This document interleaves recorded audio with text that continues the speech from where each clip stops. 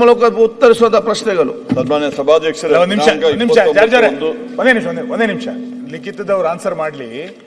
TV ಮಾಧ್ಯಮಗಳಲ್ಲಿ ಏನ್ ಸುದ್ದಿ ಬರ್ತಾ ಇದೆ ಅಂತ ಕೇಳಿದ್ರೆ, ಜಾರ್ಜ್ ಅವರು ರಾಜೀನಾಮೆ ಕೊಟ್ಟಿದ್ದಾರೆ, ಸಿಎಂ ಅವರ ಹಸ್ತಕ್ಷೇಪ ಜಾಸ್ತಿ, ಸಿಎಂ ಅವರ ಮಗನ ಹಸ್ತಕ್ಷೇಪ ಆಗಿದ್ರಿಂದ ಜಾರ್ಜ್ ರಾಜೀನಾಮೆ ಕೊಟ್ಟಿದ್ದಾರೆ ಅಂತ ಟಿವಿ ಹೇಳಿ ಬರ್ತಾ ಇದೆ. ಸದನದಲ್ಲೇ ಇದ್ದಾರೆ, ಸ್ಪಷ್ಟ ಮಾಡ್ಲಿ.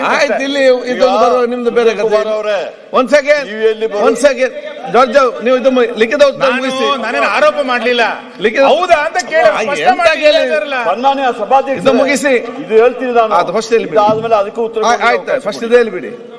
ಅಲ್ಲ ಕೊಡ್ಬೇಕಲ್ಲ. ಒಂದ್ ಸೆಕೆಂಡ್ ಈಗ ಹೇಳ್ತೀನಿ.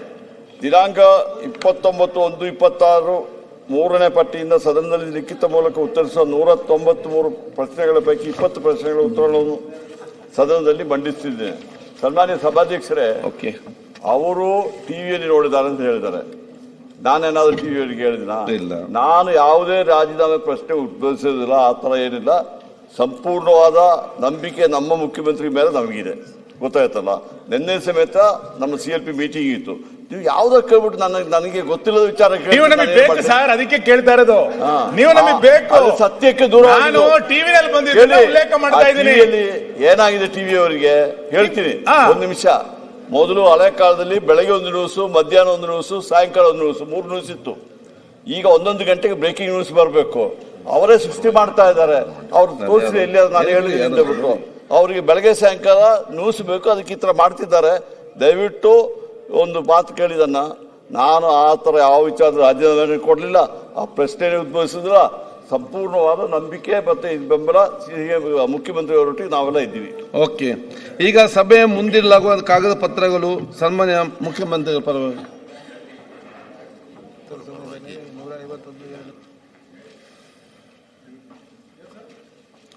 ಮುಂದಿರುವ ಪತ್ರಗಳು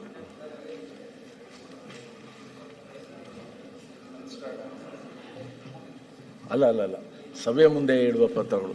ಮಾನ್ಯ ಅಧ್ಯಕ್ಷರೇ, ಮಾನ್ಯ ಮುಖ್ಯಮಂತ್ರಿ ಅವರು ಭಾರತದ ಸಂವಿಧಾನದ 151 ಅನುಚ್ಛೇದ ಮೇರೆಗೆ ಭಾರತದ ಲೆಕ್ಕ ನಿಯಂತ್ರಕರು ಮತ್ತು ಮಹಾಲೆಕ್ಕ ಪರಿಶೋಧಕರ ಎತ್ತಿನಹೊಳೆ ಸಮಗ್ರ ಕುಡಿಯುವ ನೀರಿನ ಯೋಜನೆ ಅನುಷ್ಠಾನ ಮೇಲಿನ ಕಾರ್ಯನಿರ್ವಹಣಾ ಲೆಕ್ಕ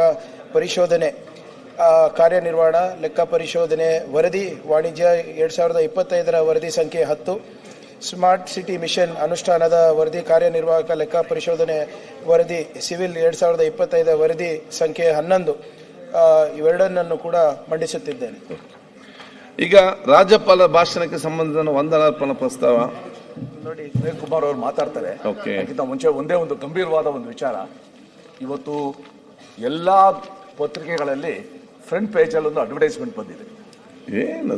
ಒಂದು ನಿಮಿಷ. ಇವತ್ತು ಸರ್ಕಾರ ನಡೀತಾ ಇರೋದು ಜನಸಾಮಾನ್ಯರ ತೆರಿಗೆ ಹಣದಲ್ಲಿ. ಈ ಅಡ್ವರ್ಟೈಸ್ಮೆಂಟ್ ಕೇಂದ್ರ ಸರ್ಕಾರದ ಕಾಯ್ದೆ ವಿರುದ್ಧ ತರದು. ಕಾಂಗ್ರೆಸ್ ಪಕ್ಷ ಕೊಟ್ಟಿದ್ರೆ ಏನ್ ತೊಂದರೆ ಇಲ್ಲ, ಕೊಡ್ಲಿ. ಆದ್ರೆ ಗ್ರಾಮೀಣಾಭಿವೃದ್ಧಿ ಮತ್ತು ಪಂಚಾಯತ್ ರಾಜ್ ಇಲಾಖೆ ಈ ರೀತಿ ಒಂದು ಅಡ್ವರ್ಟೈಸ್ಮೆಂಟ್ ಕೊಟ್ಟು ಕೇಂದ್ರ ಸರ್ಕಾರ ಜಾರಿಗೆ ತಂದಿರುವ VB ಗ್ರಾಮ್ಜಿ ಗ್ರಾಮ ಪಂಚಾಯಿತಿ ಅಧಿಕಾರ ಉದ್ಯೋಗ ಖಾತ್ರಿಯ ಮರಣ ಶಾಸನ ಅಂತ ಕೊಟ್ರೆ, ಇದು ಸ್ಪಷ್ಟವಾಗಿ ಸಾರ್ವಜನಿಕರು ಕೊಟ್ಟಿರುವ ತೆರಿಗೆ ಹಣದ ಲೂಟಿ. ಇದು ತಮ್ಮ ಅಪಪ್ರಚಾರಕ್ಕೋಸ್ಕರ, ತಮ್ಮ ಪ್ರಚಾರದ ಗೀಳ್ಗೋಸ್ಕರ, ಸೇಡಿನ ರಾಜಕಾರಣಕ್ಕೋಸ್ಕರ ಸಾಮಾನ್ಯ ಜನ ತೆರಿಗೆ ಕಾಂಗ್ರೆಸ್ ಪಕ್ಷದವ್ರು ಕೊಡ್ಲಿ. ಹಿರಿಯ ಸದಸ್ಯರಿದ್ದೀರಿ, ಡಿಪಾರ್ಟ್ಮೆಂಟ್ ಹಾಕೊಡೋದು ಒಂದು